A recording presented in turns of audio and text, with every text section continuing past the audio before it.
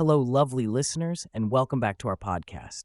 I'm Hari, and as always, I'm thrilled to be here with the fantastic Leela. Hey everyone, it's great to dive into another episode with you, Hari. Today, we have a jam-packed show lined up for you all. We'll be delving into the diverse worlds of education, mental health, and international relations as we discuss three intriguing articles. That's right, Hari. We'll be exploring the progress, challenges, and solutions of implementing NEP 2020, uncovering the essentials of early detection and management of bipolar disorder, and unraveling the causes, players, and future implications of Arctic tensions. It's going to be a roller coaster of an episode, folks, so buckle up and get ready for a deep dive into these pressing topics. We're taking our time with each one, so you can be sure to gain some valuable insights along the way. Absolutely, Hari. So grab your favorite beverage, get comfy, and join us for this longer, in-depth episode where we unpack it all. Let's get started. Article 1, the National Education Policy 2020 and the focus on foundational literacy and numeracy, FLN, is such a critical aspect of ensuring every child receives a strong educational foundation. Absolutely, Hari. It's fascinating to see how over 80% of rural schools have been directed to implement FLN activities, with 75% of teachers receiving training in this area. It shows a real commitment to improving educational outcomes. It's a significant step towards addressing the literacy and numeracy challenges faced by many children in India. However, the article also highlights the challenges faced in implementing FLN, especially the varying local contexts that can impact its effectiveness. Yes, and the disparities in post-training support for teachers across different states can really affect how well FLN practices are integrated into the classroom. It's crucial for teachers to have the necessary support to effectively implement these initiatives. Absolutely, Leela. The concern about prioritizing syllabus completion over FLN goals is also a valid point. It's essential to strike a balance between covering the curriculum and ensuring that foundational skills are being mastered by students. Definitely, Hari. It's all about finding that equilibrium to ensure that students are not just completing the syllabus, but also developing the essential skills they need for future learning. And while there have been some improvements in FLN outcomes, there are still challenges to overcome in fully integrating FLN into classroom practices. Moving on to the current relevance and applications of this topic, it's clear that focusing on FLN is crucial not just in India, but globally. The ability to read, write, and understand basic numeracy is fundamental for a child's overall development. Absolutely, Hari. These foundational skills are the building blocks for future academic success and even career opportunities. Without a strong foundation in literacy and numeracy, children can struggle in higher levels of education and later in life. The challenges and controversies surrounding FLN implementation also need to be addressed. It's essential to consider different perspectives and viewpoints to find effective solutions. What are your thoughts on potential approaches to these challenges, Leela? Well, one approach could be to provide more standardized support for teachers across all states to ensure consistency in implementing FLN practices. Additionally, there could be a shift in mindset at the policy level to prioritize FLN goals alongside syllabus completion. Looking towards the future, it will be interesting to see how education systems evolve to meet the needs of students better. Innovations in teaching methods and technology could play a significant role in improving FLN outcomes for children across the country. Absolutely, Hari.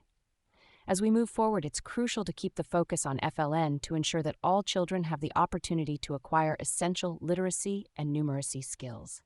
The future of education lies in building strong foundations for every child to succeed. Article 2. So, Leela, diving into this article on navigating bipolar disorder, it's fascinating to see how much of it can be attributed to genetic factors, around 60 to 85%, but also how crucial the role of environmental factors is. Absolutely, Hari. It's like a complex dance between our genes and our experiences. I read somewhere that mood disorders can stem from a mix of stress, gene-environment interactions, and even how our internal body clocks function. That's an interesting point. Our childhood experiences and the stress we face as adults can really shape our mental health. The article mentions chronic stress impacting the hypothalamic pituitary adrenal axis, leading to cortisol release. It's like our bodies have this intricate stress response system. It's incredible how our bodies adapt to stress, but also how too much of it can lead to dysregulation. And one of the challenges highlighted here is the delayed identification of bipolar disorder because depressive symptoms often take the forefront. Early detection is key, right? Absolutely, Leela. Recognizing the signs early on can make a huge difference in managing bipolar disorder effectively. It's all about getting the right diagnosis and treatment to help individuals lead fulfilling lives despite their condition. Moving on to the current relevance of this topic, Hari, mental health awareness is gaining more traction in today's world. With more discussions and resources available, individuals are better equipped to recognize the signs and seek help. That's so true, Leela. And with the ongoing pandemic, mental health issues have been in the spotlight even more. The stress and uncertainty of these times can exacerbate conditions like bipolar disorder, underscoring the importance of early detection and management. Absolutely, and it's not just about individuals, but also about how workplaces and communities can support those with bipolar disorder. Creating an open and understanding environment can truly make a difference in someone's journey towards recovery. Shifting gears to the challenges and controversies surrounding bipolar disorder, there's often a debate about the most effective treatment approaches. Some argue for medication, while others emphasize therapy and lifestyle changes. It's a nuanced discussion, don't you think? Definitely, Hari. Finding the right balance of treatments tailored to each individual is crucial. And the stigma attached to mental health conditions can also pose a significant challenge. Educating society and promoting acceptance are key steps towards breaking down these barriers. Looking ahead, Leela, I can't help but wonder about the future of bipolar disorder management. With advancements in genetic research and personalized medicine, there's a lot of potential for more targeted and effective treatments. It's exciting to think about how this could shape the future of mental health care. Absolutely, Hari. And integrating technology like telehealth services can also make mental health care more accessible to a wider range of people.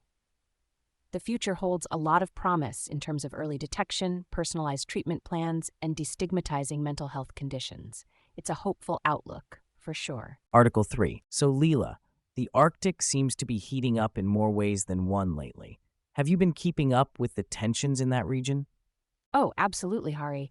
It's like a frozen treasure trove that's starting to thaw, revealing a whole new set of challenges and opportunities for the countries involved. Right? The melting ice caps are uncovering vast natural resources and potential shipping routes, which is drawing the attention of global powers like never before. The Arctic Council, made up of 8 nations, is trying to navigate these new dynamics, but it's no easy task.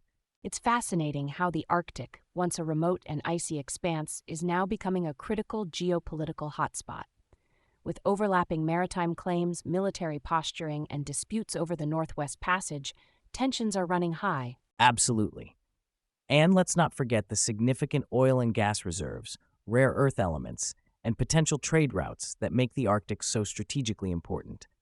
Countries like Russia, China, and various NATO members are all vying for influence in the region through various means. It's like a high-stakes game of chess being played out on the ice. And the implications of this competition could be far-reaching, affecting not just the Arctic nations, but the entire global community. Speaking of implications, Leela, how do you see these Arctic tensions playing out in today's world? What real-world examples come to mind for you? Well, Hari, recent news about Russia's military activities in the Arctic, including large-scale exercises and the reopening of Soviet-era bases, is definitely cause for concern.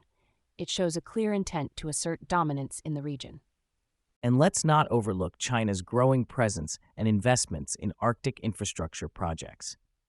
The Belt and Road Initiative extends its reach even to these icy waters, raising questions about its long-term intentions. Exactly. The Arctic is no longer just a remote wilderness. It's now a stage for economic, political, and environmental showdowns. The challenges and controversies surrounding this region are complex and multifaceted. True. From navigating delicate environmental concerns to managing conflicting territorial claims, finding common ground among the Arctic nations is no easy feat. It's a delicate balancing act that requires careful diplomacy and cooperation. And looking ahead, Hari, the future outlook for the Arctic is both exciting and concerning. How do you think developments in this region might shape the world in the years to come? Well, Leela, with the Arctic ice continuing to melt at an alarming rate, we can expect even greater competition for resources and control of strategic routes. This could have profound implications for energy security, trade patterns, and global politics. Absolutely. It's a rapidly evolving situation that calls for innovative solutions, a shared commitment to preserving this fragile ecosystem. The Arctic may be cold, but the competition heating up there is anything but. Conclusion. As we wrap up today's episode, let's reflect on some key takeaways from our discussions on the implementation of NEP 2020, navigating bipolar disorder and the tensions in the Arctic. Absolutely, Hari. It's clear that while progress is being made in implementing NE 2020, there are still significant challenges that need to be addressed, such as infrastructure development and teacher training. It's vital for all of us to stay informed and engaged in the education sector to ensure the success of this ambitious policy. And when it comes to bipolar disorder, early detection and management are crucial. By raising awareness and understanding the importance of seeking help, we can support individuals in managing their condition effectively. Remember, mental health is just as important as physical health. Lastly, the Arctic tensions highlight the complex geopolitical landscape and the need for diplomatic solutions. Understanding the causes and players involved is key to predicting and mitigating future implications. It's a reminder that global issues require global cooperation. We encourage you, our listeners, to take a moment to reflect on these topics. How can you contribute to education reform, mental health awareness, or global diplomacy? Small actions can lead to significant change. Thank you all for tuning in today. We appreciate your support and engagement.